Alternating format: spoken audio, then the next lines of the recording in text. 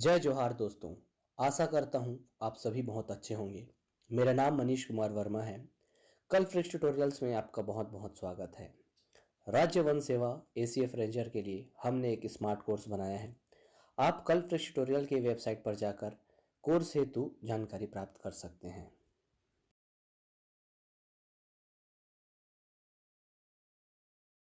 Hello students, this is Priyanka Pandey. Kalpavriksh tutorials के online platform पे मैं आप सबका स्वागत करती हूँ। इस टॉपिक को स्टार्ट करने से पहले मैं आपको यह इन्फॉर्मेशन देना चाहती हूँ कि 15 जुलाई 2020 से कल्पवृक्ष ट्यूटोरियल्स में एसीएफ का ऑनलाइन क्लासेस स्टार्ट हो रहा है। उसी के साथ साथ 15 जुलाई से ही कल्पवृक्ष ट्यूटोरियल में एसीएफ रेंजर से रिलेटेड टेस्ट सीरीज़ भी स्टार्ट हो रहा है। तो जो कोई भी इंटरेस्टेड कैंडिडेट हैं, आप कल्पवृक्ष के ट्यूटोरियल्स के कॉन्टैक्ट नंबर पे कांटेक्ट करके या फिर उसकी मेल आईडी से रजिस्ट्रेशन करा सकते हैं। Thank you so much. अब बात करते हैं फॉरेस्ट्री की। तो आज का हमारा टॉपिक फॉरेस्ट्री पे डिपेंडेंट है। जैसा कि हमको पता है कि इस साल फॉरेस्ट्री एक नया सब्जेक्ट है जो कि ऐड किया गया है, तो इससे क्वेश्चंस अच्छे खासे बनेंगे और अच्छे क्वेश्चंस आएंगे। सबसे पहले आज हम फॉरेस्ट्री के बारे में, है ना, जिसको क्या बोला जाता है, वानिकी, ठीक है, वानिकी से रिलेटेड हम लोग क्या करेंगे आज। सबसे पहले इसका इंट्रोडक्शन और कुछ इंपॉर्टेंट पॉइंट्स को जानेंगे कि क्या होता है। उसके बाद हम इसके टॉपिक्स पे आएंगे। तो सबसे पहले फॉरेस्ट्री क्या होता है। सबसे पहले हम ये देखते हैं कि फॉरेस्ट्री क्या होता है। फॉरेस्ट्री मतलब जंगल, है ना, वन।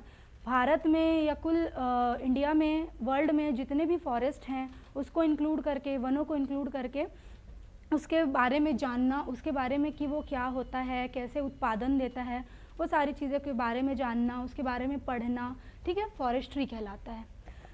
स्वस्थ पर्यावरण एवं पारिस्थितिकी संतुलन के लिए पूरे वर्ल्ड के भूभाग का करीबन 1/3 भाग वन से ढका होना चाहिए।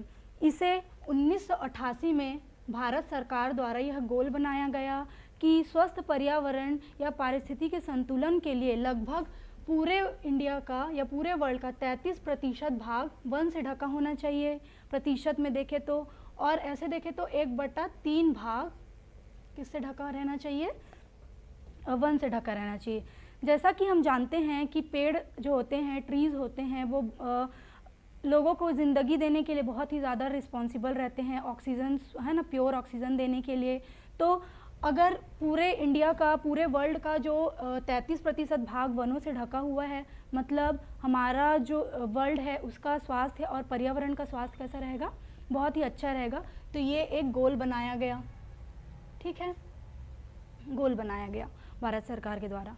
भारत के भूभाग का लगभग 712 लाख हेक्टेयर वन से घिरा है, ठीक है। कितना, तो भारत में कुल 712 लाख हेक्टेयर किससे घिरा हुआ है, वन से घिरा हुआ है, ठीक है। जो अगर हम इसको प्रतिशत में देखें तो वो कितना प्रतिशत होगा, 24.5%। मतलब भारत का कुल भूभाग, है ना, भारत का कुल भूभाग किससे घिरा हुआ है, भारत के कुल भूभाग में का 712 लाख हेक्टेयर किससे घिरा हुआ है, वन से घिरा हुआ है। जो कि अगर परसेंटेज, प्रतिशत में बात करें तो वो कितना है, 24.5% है। अगर पूरी दुनिया की बात करें, ठीक है, तो पूरी दुनिया में कौन कौन से जो देश हैं उसका नाम सबसे पहले है वन के लिए। तो सबसे पहले है म्यांमार,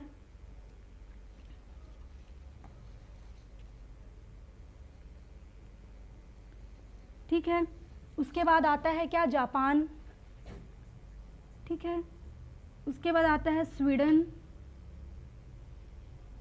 उसके बाद आता है क्या, यूएसए, ठीक है।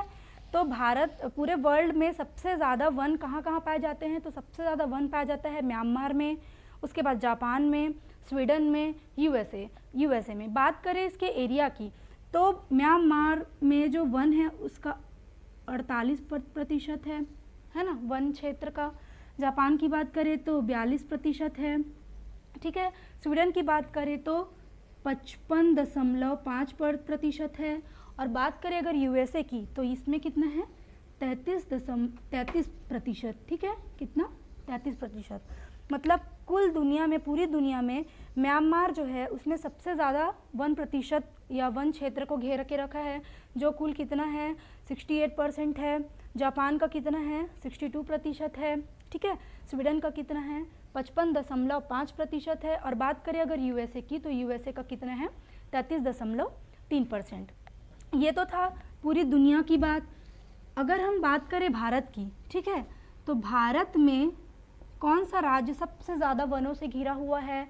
तो सबसे ज़्यादा वनों से घिरा हुआ राज्य है अरुणाचल प्रदेश,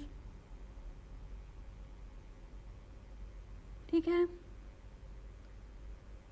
अरुणाचल प्रदेश जो है वो सबसे ज़्यादा वनों से घिरा हुआ राज्य है, जिसको अगर हम बात करें तो करीबन भारत के भूभाग का 87.1% क्या कर रहा है, वनों से घिरा हुआ है। मतलब अगर भारत में कुल 712 लाख हेक्टेयर है, इसमें इतने में से पूरा 87.1% वनों को कौन कवर करता है? तो अरुणाचल प्रदेश कवर करता है।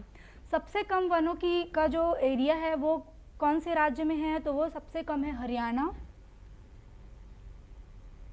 हरियाणा एंड पंजाब में, ठीक है। तो ये सारी चीज़ें बहुत ही इंपॉर्टेंट हो सकता है, ठीक है, जो लगभग 2% एरिया को क्या करता है, कवर करता है। अगर हम बात करें पूरे इंडिया में कितना प्रतिशत एरिया वनों से ढका हुआ है, तो उसमें से जितना प्रतिशत है, सपोज यहाँ पे 24.5% वन भारत में वनों से ढका हुआ है ना।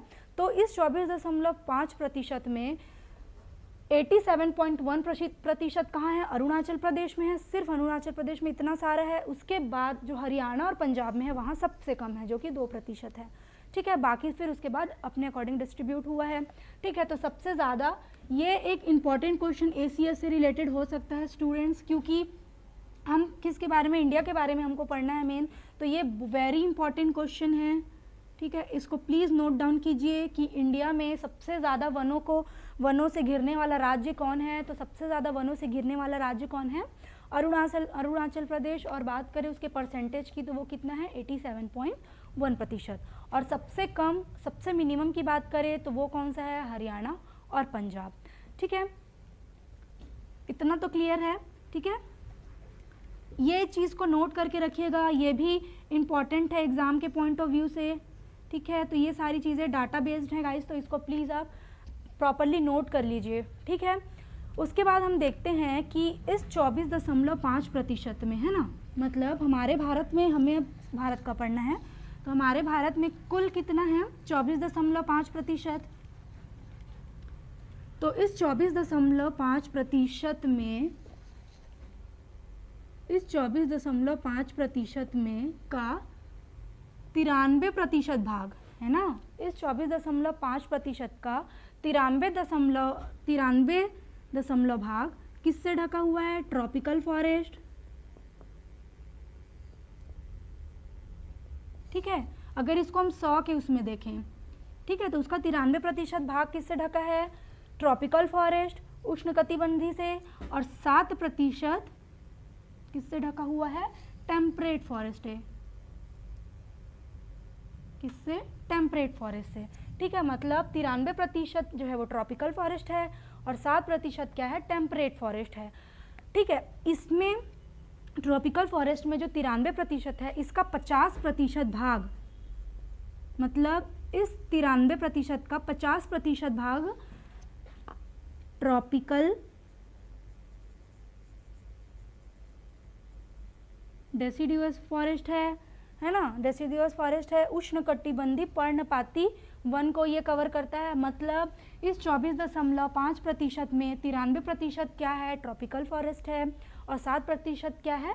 टेम्परेट फॉरेस्ट है। Is it clear? अब इस 93% में अगर हम इसको 100 अनुमानित करें, ठीक है, तो इस 93% में का 50% भाग क्या है? ट्रॉपिकल डेसिडुअस फॉरेस्ट है ना, उष्णकटिबंधी पर्णपाती है, ठीक है। अगर हम बात करें उत्पादन की, ये वाला वेरी इंपॉर्टेंट है, इसको प्लीज़ ध्यान दीजिए। क्यों? क्योंकि ये फॉरेस्ट के ऊपर हम प्रॉपरली पढ़ रहे हैं कि यहाँ पे जो फॉरेस्ट पाए जाते हैं भारत में, है ना, भारत में जो वन पाए जाते हैं उसमें कितना कितना प्रतिशत कितना कवर कर रहा है। मतलब इंडिया में जितने भी प्रकार के वन पाए जाते हैं उतने में से ट्रॉपिकल फॉरेस्ट और ट्रॉपिकल डेसिडियस फॉरेस्ट और टेम्परेट फॉरेस्ट कितना होता है, ठीक है। तो इस चीज़ को बहुत ही ध्यान से आप नोट कीजिएगा, ठीक है। उसके बाद आते हैं हम उत्पादन कि इतने सारे फॉरेस्ट में लगभग कितना फॉरेस्ट है, 24.5%। तो इस 24.5% में भारत में उत्पादन कितने का होता है, ठीक है। तो अगर हम भारत की बात करें तो 0.5 घन, ठीक है क्या, 0.5 घन प्रति हेक्टेयर, ठीक है, 0.5 घन प्रति हेक्टेयर जो कि भारत में अनुमानित है। और एक चीज़ और ध्यान दीजिएगा गाइस कि 0.5 घन है वो एवरेज है ना, एवरेज लिया गया है, ठीक है। और अगर पूरे वर्ल्ड की बात करें तो पूरे वर्ल्ड में कितना है, 1 घन प्रति हेक्टेयर वर्ल्ड में। ये किस चीज़ को बता रहा है, उत्पादन, ठीक है, प्रोडक्ट फॉर्मेशन,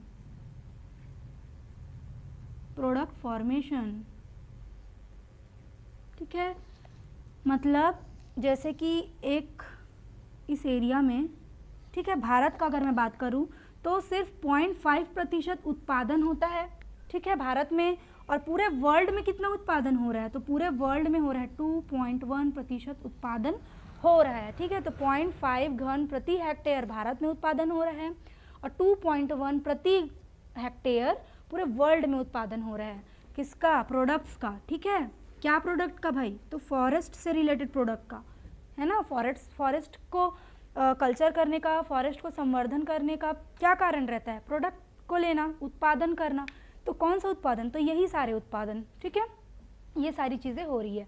मतलब 0.5 घन प्रति हेक्टेयर भारत से उत्पादन हो रहा है केवल, और 2.1 घन प्रति हेक्टेयर पूरी दुनिया के फॉरेस्ट से हो रहा है, ठीक है। तो ये भी एक इम्पॉर्टेंट क्वेश्चन पढ़ सकता है। अभी हम जो मेन अभी देख रहे हैं वो बेसिक चीज़ें जान रहे हैं फॉरेस्ट्री से रिलेटेड। क्यों, क्योंकि अगर क्वेश्चंस आएंगे तो जितने भी ये डाटा हैं उससे श्योरली 1 से 2 क्वेश्चन तो श्योर हैं कि बनने वाला है फॉरेस्ट्री में। तो इस चीज़ को क्या करना है, हमें बहुत ही ध्यान से पढ़ना है। इसके बाद हम टॉपिक में भी फोकस करेंगे, ठीक है। तो सबसे पहले ये इंट्रोडक्शन हमको देना बहुत ज़रूरी है और पढ़ना बहुत ज़रूरी है। तो आप इसको ऑन द स्पॉट पढ़िए, प्लस उसको नोट करके रखिए, ठीक है। उसके बाद उसको थॉरोली कीजिए, कंटिन्यू रिवाइज कीजिए, ठीक है। ये तो था उत्पादन की प्रक्रिया। अब अगर हम देखें कि इंडिया पर कैपिटल फॉरेस्ट एरिया वर्ल्ड कितना है, ठीक है, कि इंडिया में पर कैपिटल फॉरेस्ट का एरिया कितना है, ठीक है। तो इस 24.5% में से इंडिया में फॉरेस्ट का एरिया पर कैपिटा कितना है, ठीक है। तो इंडिया पर कैपिटा, ठीक है, पर कैपिटा फॉरेस्ट एरिया, तो इंडिया में पर कैपिटा फॉरेस्ट एरिया कितना है पूरी दुनिया का, 0.064, ठीक है। 0.064 क्या, हेक्टेयर, ठीक है। मतलब पूरी दुनिया के अगर फॉरेस्ट एरिया को देखा जाए पूरी दुनिया का, तो उसका इंडिया में सिर्फ 0.064 हेक्टेयर कवर करता है, भारत में केवल 0.064 हेक्टेयर कवर करता है।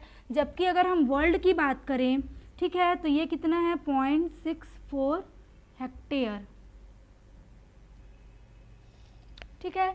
पूरी दुनिया के भूभाग का 0.064 हेक्टेयर इंडिया कवर करता है फॉरेस्ट एरिया को, और पूरी दुनिया के भूभाग का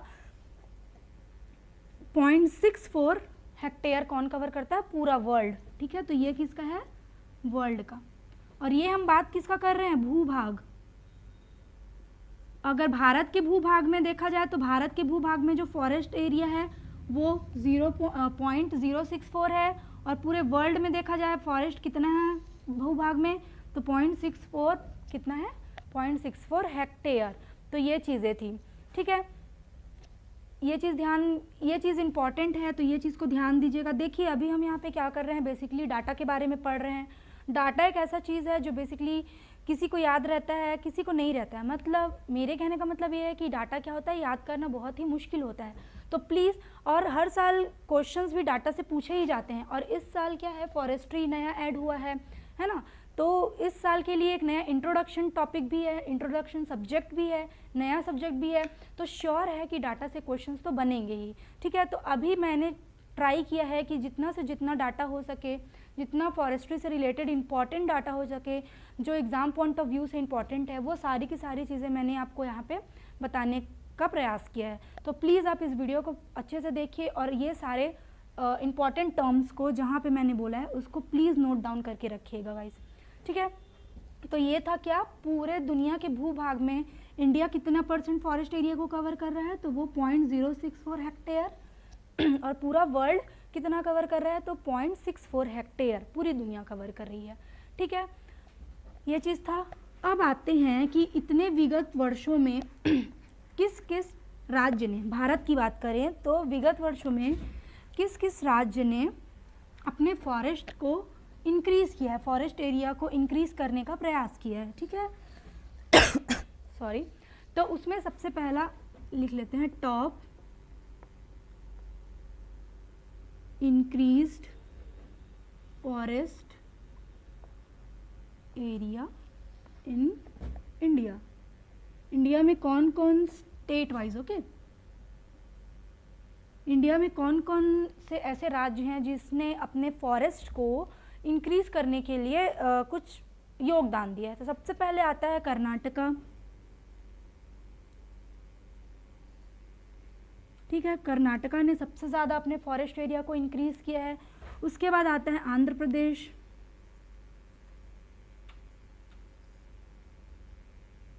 ठीक है। उसके बाद क्या आता है, केरला,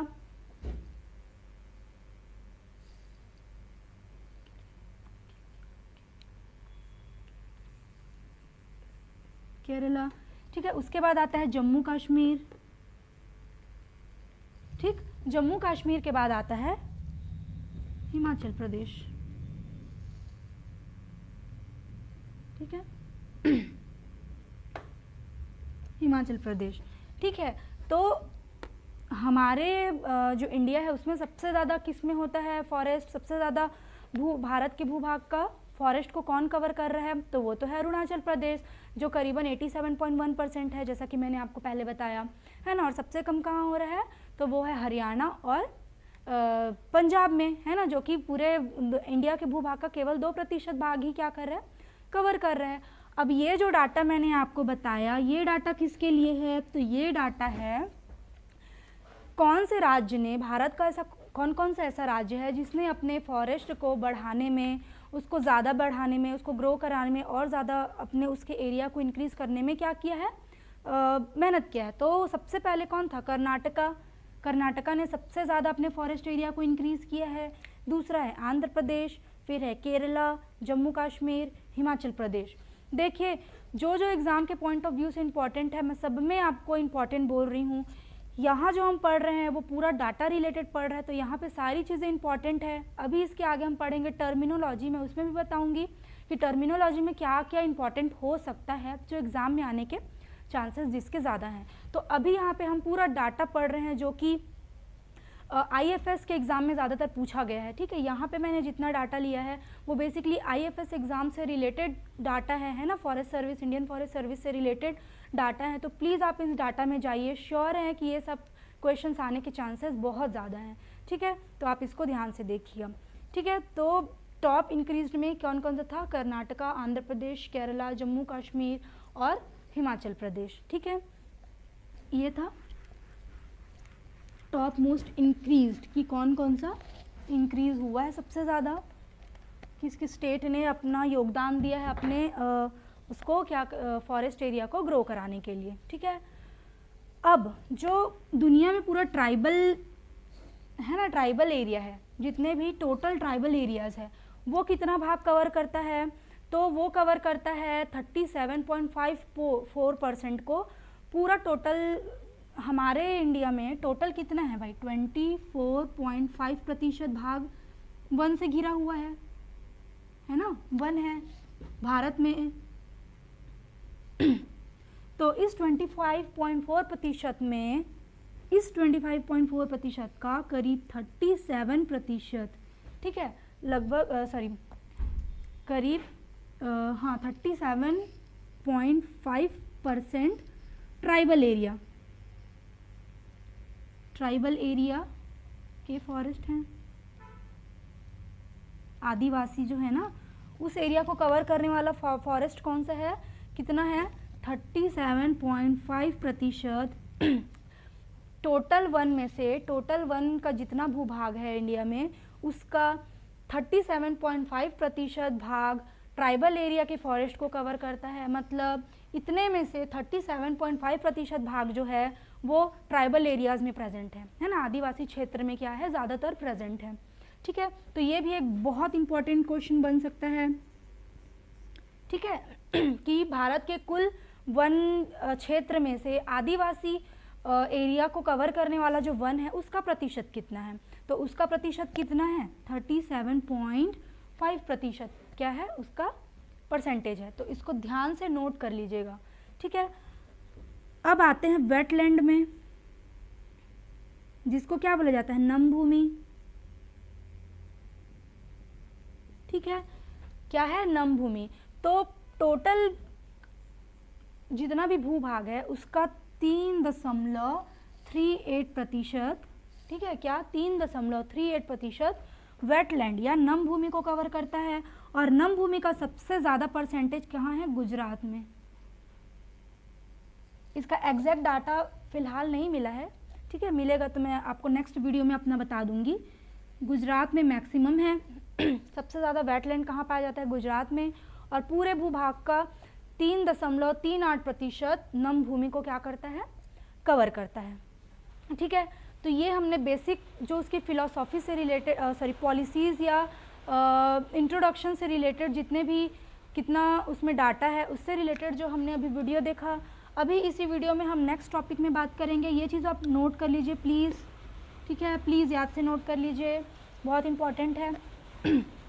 अब हम देखते हैं कुछ टर्मिनोलॉजीज़ और कुछ पॉलिसीज़। ठीक है, सबसे पहले हम बात करते हैं पॉलिसीज़ की, टर्मिनोलॉजीज़ के बाद देख लेंगे। सबसे पहले बात करते हैं पॉलिसीज़ की, कि फॉरेस्ट से, वन से रिलेटेड क्या क्या पॉलिसीज़ इंडिया में आई थी। ठीक है, तो सबसे पहले हम ये देखते हैं कि जिसके बारे में हम पढ़ रहे हैं, जिसको क्या बोला जाता है, फॉरेस्ट्री, है ना भाई, इसको क्या बोला जाता है, फॉरेस्ट्री, वानिकी। तो सबसे पहले ये क्वेश्चन बहुत इंपॉर्टेंट है, क्यों, क्योंकि जिसके बारे में हम पढ़ रहे हैं उससे रिलेटेड क्वेश्चन बनने के चांसेस 100% रहते हैं। तो ये क्या, वर्ल्ड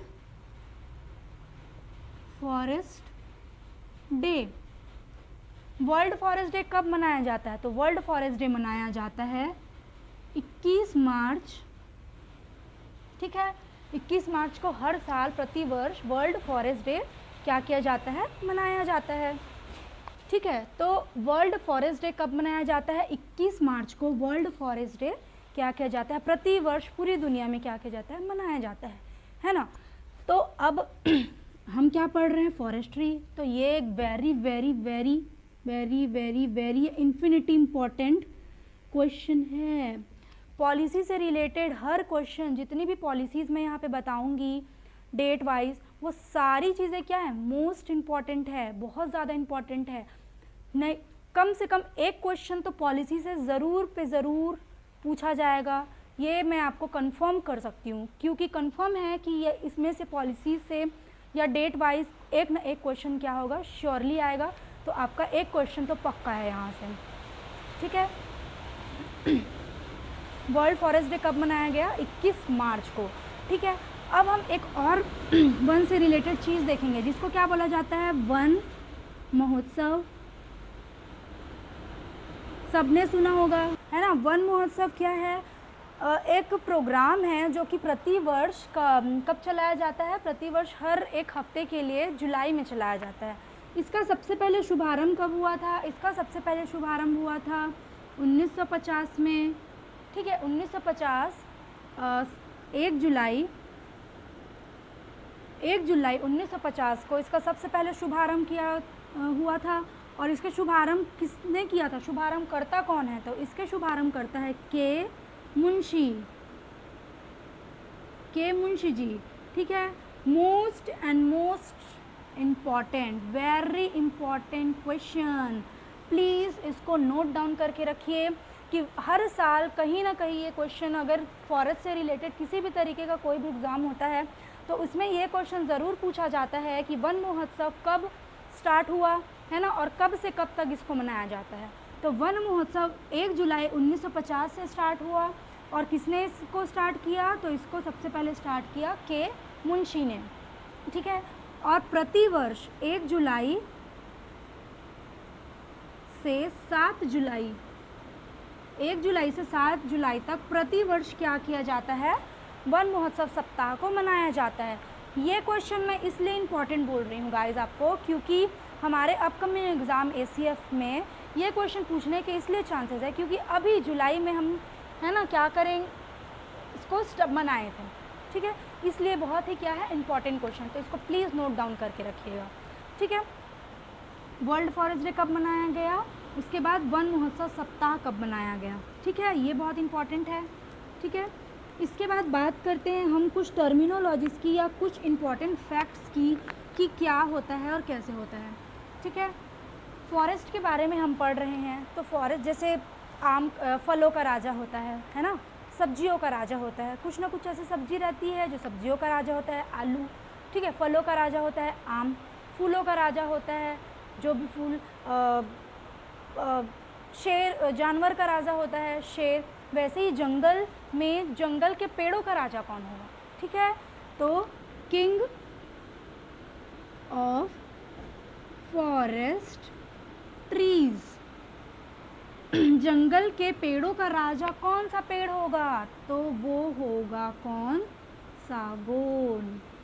सबने नाम सुना होगा सागौन, जिसको इंग्लिश में बोला जाता है टीक, है ना, सागौन या टीक। अगर इसका साइंटिफिक नेम की बात करें तो टेक्टोना।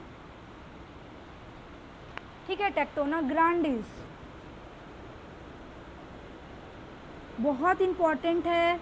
अगर इससे क्वेश्चन बनता है कि फॉरेस्ट के वन के पेड़ों का राजा कौन होता है, कौन सा वृक्ष को हम वन के पेड़ों का राजा कहते हैं, तो वो कौन सा है, सागौन, टीक, टेक्टोना ग्रांडिस। इसको बहुत ही अच्छे से याद करके रखिए, क्योंकि डायरेक्ट तो मेरे ख्याल से किसी ना किसी से बन जाएगा, है ना, लेकिन साइंटिफिक नेम पूछ सकता है। ठीक है, तो ये साइंटिफिक नेम बहुत इंपॉर्टेंट है, इसको ध्यान में रखिएगा। ठीक है, तो किंग ऑफ फॉरेस्ट ट्रीज किसको बोला जाता है, सागौन को बोला जाता है, जिसे टीक भी बोलते हैं।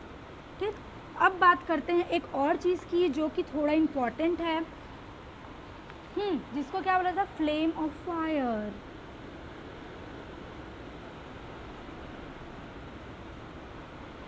आग की लपटें, है ना, या आग की लपटें या आग की लौ कौन से पेड़, कौन से वृक्ष को बोला जाता है, तो सबने नाम सुना होगा क्या, पलाश। पलाश को फ्लेम ऑफ फायर बोला जाता है या फ्लेम ऑफ फॉरेस्ट। सबने पलाश का पौधा देखा होगा, सबने पलाश का पेड़ देखा होगा, उसकी जो पुष्प रहते हैं, उसके जो फूल रहते हैं वो कैसे दिखते हैं, ऑरेंज, एकदम आग जैसा, बहुत ही प्यारा सा फूल रहता है ऑरेंज कलर का, पूरा गुच्छा भरा हुआ रहता है पेड़ से, जब है ना, पूरा पेड़ किससे भरा रहता है, उस फूलों से घिरा हुआ रहता है, और जब उसमें से पत्तियां झड़ जाती हैं और केवल फूल ही रह जाते हैं तो क्या दिखता है, एक आग की लपटें जैसा दिखता है ना। तो इसलिए फ्लेम ऑफ फॉरेस्ट किसको बोला जाता है, पलाश को बोला जाता है। बहुत ही इंपॉर्टेंट है, साइंटिफिक नेम पूछ सकता है, तो इसका साइंटिफिक नेम ब्यूटिया। ठीक है, ब्यूटिया मोनोस्पर्मा। ब्यूटिया मोनोस्पर्मा क्या है, फ्लेम ऑफ फॉरेस्ट का क्या है, फ्लेम ऑफ फॉरेस्ट बोला जाता है पलाश को, और उसका साइंटिफिक नेम क्या है, ब्यूटिया मोनोस्पर्मा। ठीक है, मोनोस्पर्मा इसका साइंटिफिक नेम है। तो ये भी एक इम्पॉर्टेंट क्वेश्चन बन सकता है, क्योंकि पेड़ से रिलेटेड है और फॉरेस्ट पेड़ से रिलेटेड है ना, वन के वृक्षों से रिलेटेड है, इसलिए बहुत ही इम्पॉर्टेंट क्वेश्चन बन सकता है। ठीक है, उसके बाद हम नेक्स्ट आते हैं किसमें नेक्स्ट टर्मिनोलॉजी आते हैं। एक सबसे इम्पॉर्टेंट चीज़, एक्ट्स। सब जगह हम पढ़ेंगे एक्ट्स, चाहे वो इतिहास हो, है ना, चाहे ये कॉन्स्टिट्यूशन हो, कहीं ना कहीं हम एक्ट्स पढ़ते हैं। तो फॉरेस्ट है भाई, ये कैसे छूट जाए, यहाँ भी एक्ट्स पढ़ना ही पड़ेगा, है ना, याद करना पड़ेगा। तो इंडियन फॉरेस्ट एक्ट,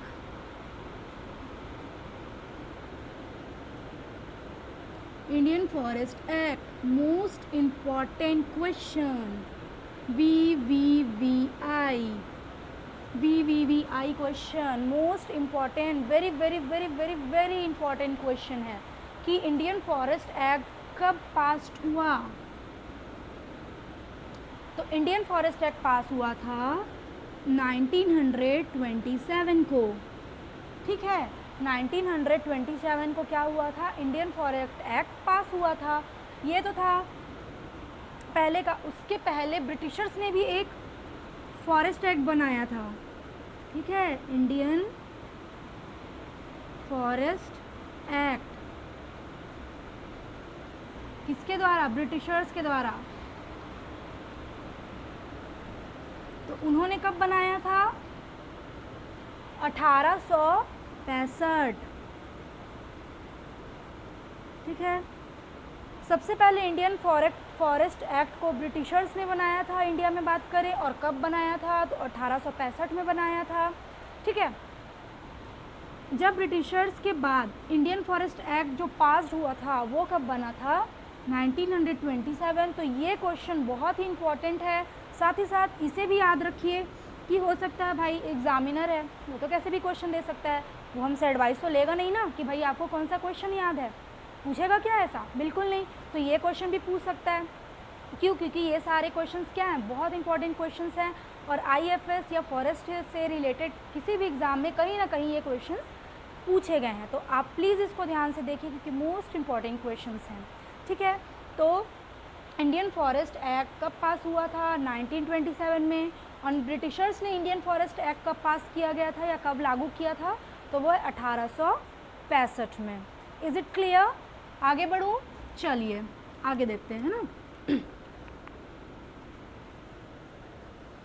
अब यहाँ से हम लोग फॉरेस्ट एक्ट के, यहाँ जो हमने देखा इंडियन फॉरेस्ट एक्ट, इससे बाद से हम क्या करेंगे, जितने भी इम्पॉर्टेंट टर्मिनोलॉजी है ना उसको हम देखते हैं कि कौन कौन सा बेसिक इन्वायरमेंटल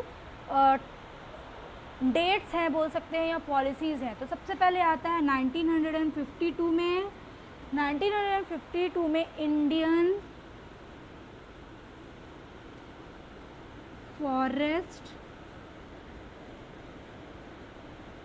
पॉलिसी, 1952 में इंडियन फॉरेस्ट पॉलिसी को बनाया गया था। अब यहाँ से मैं जितने भी आपको डेट वाइज या ईयर वाइज क्वेश्चन या टर्मिनोलॉजी बताऊंगी वो सारे क्या हैं, बहुत इंपॉर्टेंट क्वेश्चंस हैं।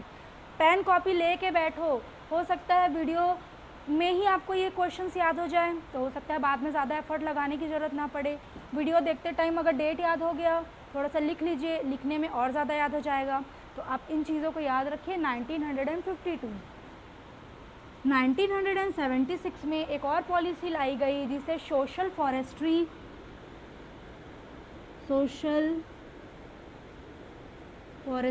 पॉलिसी कहा गया। और ये सोशल फॉरेस्ट्री पॉलिसी कौन लाया गया, हमारी श्रीमती इंदिरा गांधी जी द्वारा, ठीक है, श्रीमती इंदिरा गांधी जी द्वारा सोशल फॉरेस्ट्री पॉलिसी या सोशल फॉरेस्ट पॉलिसी को क्या किया गया, लागू किया गया। यहाँ पे मैं आपको ईयर वाइज सारे इंपॉर्टेंट चीज़ बता रही हूँ, इसको प्लीज़ ध्यान से रखिएगा। क्वेश्चंस नहीं आए ऐसा हो ही नहीं सकता इसमें से। अभी जितने भी डेट मैंने बताया है, जितना भी डाटा बताया है, श्योर हूँ कि क्वेश्चन पूछेगा। आप अगर छोड़ेंगे तो पछताना आपको पड़ेगा, ठीक है। तो प्लीज़ नोट करके रखिए। सेकंड आते हैं 1988, थर्डली 1988 में joint forest management act, joint forest management act, Hindi में इसकी बात करें तो इसको क्या बोला जाता है, संयुक्त वन प्रबंधन, वन प्रबंधन, ठीक है। 1988 में संयुक्त वन प्रबंधन को लागू किया गया, जॉइंट फॉरेस्ट मैनेजमेंट, ठीक है, जॉइंट फॉरेस्ट मैनेजमेंट एक्ट को कब लागू किया गया? 1988 में। मैंने आपको अभी बताया था 1927 में इंडियन फॉरेस्ट एक्ट, ठीक है।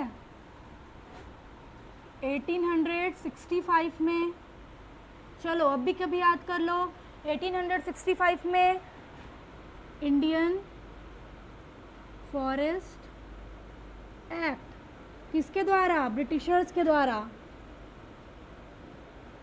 ठीक है, ब्रिटिशर्स के द्वारा। यहाँ पे हम देखते हैं वन महोत्सव सप्ताह, वर्ल्ड फॉरेस्ट डे कब? 21 मार्च, है ना भाई, 21 मार्च। और वन महोत्सव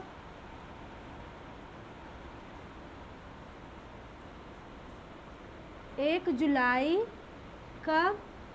1 जुलाई 1950, 1950 को लाया गया था, किसके द्वारा? के मुंशी। अब ये सारे चीज़ें बॉक्स में बना दूं, हो सकता है आपको बॉक्स में ज़्यादा अच्छे से दिखे और आप पहले नोट करें। तो ये क्या है? वेरी इम्पॉर्टेंट, जिसको जैसा बनाना है आप बना लीजिए, स्टार, सूरज, चंद्रमा, जो भी बनाना है बना लीजिए। ये मोस्ट इम्पॉर्टेंट है, चुने हुए क्वेश्चंस हैं और ज़्यादातर चांसेस हैं कि ये क्वेश्चंस आएंगे। इसके पहले मैंने आपको क्या बताया? डाटा से रिलेटेड चीज़ें बताई कि डाटा में क्या क्या चीज़ें आ सकती है, तो उसको ध्यान से देखिए। ये सारी चीज़ें मोस्ट एंड मोस्ट इम्पॉर्टेंट है। इस वीडियो में हमने बात किया इंट्रोडक्शन की कि फॉरेस्ट्री के क्या क्या इंट्रोडक्शंस हैं, ठीक है, क्या क्या इसके डाटा हो सकते हैं फॉरेस्ट्री से रिलेटेड, जितनी भी इसकी पॉलिसीज़ थी, इम्पॉर्टेंट पॉलिसीज़, उसके बारे में हमने फोकस किया। अपने नेक्स्ट वीडियो में हम जो फॉरेस्ट्री से आगे हम लोग जो पढ़ने वाले हैं उसके टॉपिक्स, सिल्वीकल्चर या और भी बहुत सारे टॉपिक्स हैं, उससे रिलेटेड टर्मिनोलॉजी पर डील करेंगे कि क्या क्या टर्मिनोलॉजी होते हैं। हम क्या पढ़ रहे हैं? फॉरेस्ट्री पढ़ रहे हैं, साइंस पढ़ रहे हैं, है ना, फॉरेस्ट साइंस पढ़ रहे हैं, तो ऐसा तो हो नहीं सकता कि हम कॉमन लैंग्वेज में उसको बात करें, है ना भाई। क्यों? क्योंकि साइंस है, हम साइंस के स्टूडेंट हैं, साइंस के स्टूडेंट का तो टर्म कैसा रहेगा? साइंटिफिक रहेगा ना। तो अभी जब नेक्स्ट वीडियो में हम टर्मिनोलॉजी पढ़ेंगे तो उसमें उससे रिलेटेड, अपने टॉपिक से रिलेटेड कुछ इंपॉर्टेंट टर्मिनोलॉजी पर फोकस करेंगे, जैसे कि बोल होता है, ठीक है, ऑटम ट्रेट होता है, टॉपर होता है, क्राउन होता है, ठीक है, स्टैंड, स्कोपाइज, मैंग्रोव फॉरेस्ट, डेंड्रोलॉजी, ये सारी चीज़ों पर हम फोकस करेंगे। तो आज के लिए बस इतना ही। Please stay tuned with us and अपने नेक्स्ट वीडियो में प्लीज़ आप हमें देखिए। Thank you so much.